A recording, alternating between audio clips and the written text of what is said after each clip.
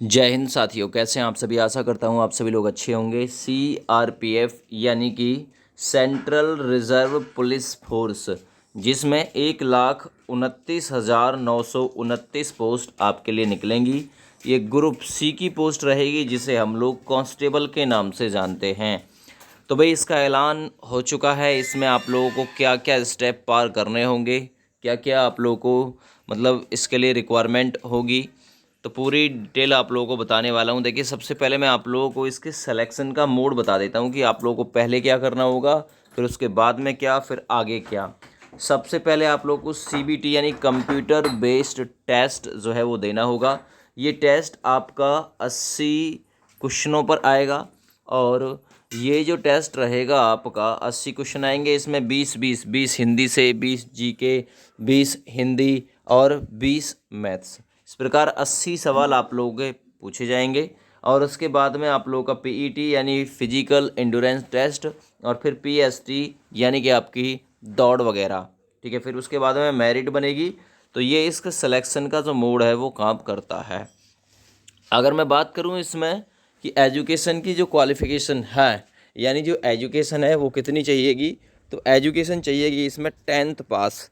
यानी आप यदि 10वीं पास हैं तो इसके लिए आप लोग फॉर्म में अप्लाई जो है आप लोग कर सकते हैं, इसके लिए एलिजिबल हैं। ठीक है ना। किसी भी मान्यता प्राप्त संस्थान से आप 10वीं पास हों तो आप लोग इसमें फॉर्म है वो फिलअप कर सकते हैं। इम्पोर्टेंट डेट्स क्या रहने वाली हैं, तो देखिए, स्टार्टिंग डेट अपडेट सून, अभी आगे सूचित किया जाएगा। लास्ट डेट के बारे में आगे आने वाले समय में सूचना दी जाएगी। एडमिट कार्ड नोटिफाई लेटर, यानी कि आपका जो एडमिट कार्ड आएगा वो यहाँ जहाँ आपकी फॉर्म की स्टार्टिंग डेट होगी, एंड की डेट होगी, उसके बाद में कोई सूचना आएगी। एग्ज़ाम डेट के बारे में भी आप लोगों को आगे सूचित किया जाएगा। आप लोग फीस डिटेल्स एक बार चेक करिए। जर्नल ओबीसी ईडब्ल्यूएस कैंडिडेट आप लोग 100 रुपये पे करेंगे इसमें आवेदन करने के लिए। एससी एसटी और फीमेल, ठीक है ना, ये सभी कोई चार्ज इसमें नहीं देंगी, यानी ऑल कैटेगरी फीमेल 0।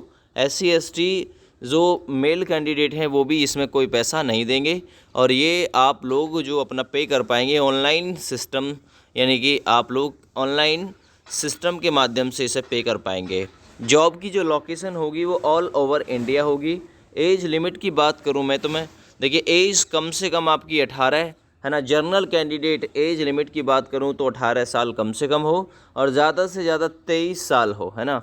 18 से 23 एज में रिलैक्सेशन और क्या इसमें छूट भी मिल सकती है, तो देखिए बिल्कुल छूट इसमें मिल सकती है। ये एसएससी जीडी की वैकेंसी बोली जाती है। तो 18 से 23 इसमें जर्नल कैंडिडेट जो है वो लिया जाता है। और आपको एज पर रूल्स आपको इसमें एज रिलैक्सेशन भी दिया जाता है। तो 1,29,929 पोस्ट आने वाली हैं। ठीक है, जिसमें कांस्टेबल की पोस्ट है, अच्छी पोस्ट है। इससे बड़ी वैकेंसी भारत के इतिहास में आज तक नहीं आई है। तो देखिए, कैटेगरी वाइज मैं आप लोगों को पोस्ट बता देता हूँ। कैटेगरी वाइज अगर मैं मेल कैंडिडेट यानी पुरुष वर्ग की बात करूं तो 1,25,262 पोस्ट आएंगी सीआरपीएफ में। और फीमेल की यदि मैं बात करूं तो 4,667, है ना। तो फीमेल की बहुत कम संख्या में पोस्ट है। मेल कैंडिडेट 1,25,262 हैं, ठीक है ना। तो और 4,667 पोस्ट इसमें केवल फीमेल के लिए हैं। ये जो वैकेंसी है देखिए, लेवल 3 वाली है, यानी ग्रुप सी की पोस्ट है। तो इसमें 21,700 से 69,100 रुपये तक का जो पे है वो आप लोगों के लिए रखा जाता है। ठीक है, और आपकी पोस्ट के हिसाब से आपकी जो सैलरी है वो तय की जाती है। ठीक है भैया, रिस्क के हिसाब से जिस तरफ ज़्यादा रिस्क होगा उस तरफ आप लोगों को ज़्यादा पैसा देखने के लिए मिलेगा। इसमें आप लोग अप्लाई कब कर पाओगे, जब आप लोग इन चीज़ों को अपने पास रखते हो, जैसे कि 10th की मार्कशीट आपके पास में हो, ठीक है ना, आधार कार्ड हो या फिर pan card, passport size photo, signature, है ना। इसमें 12th पास नहीं मांगा जाता है। इसके साथ में आप लोग अपना कास्ट सर्टिफिकेट रखते हो, डोमिसाइल रखते हो, आधार कार्ड, फ़ोटो, सिग्नेचर, ये तो मतलब कॉमन सी चीज़ें, ये सभी के पास रहते हैं, ठीक ना। 10वीं की मार्कशीट हो गई, और मैं आप लोग को और भी डॉक्यूमेंट्स इसके बता रहा हूँ। देखिए, EWS कैटेगरी से हो तो अपना EWS रखिए, अगर आप लोग OBC कैटेगरी से हो तो अपना जो कास्ट सर्टिफिकेट है वो, डोमिसाइल है वो, और इनकम सर्टिफिकेट यानी आय प्रमाण पत्र, ये सारी जो चीज़ें हैं वो आप लोग को अभी से बनवा लेनी चाहिए, क्योंकि इनकी रिक्वायरमेंट आप लोग को पड़ने वाली है आगे आने वाले समय में।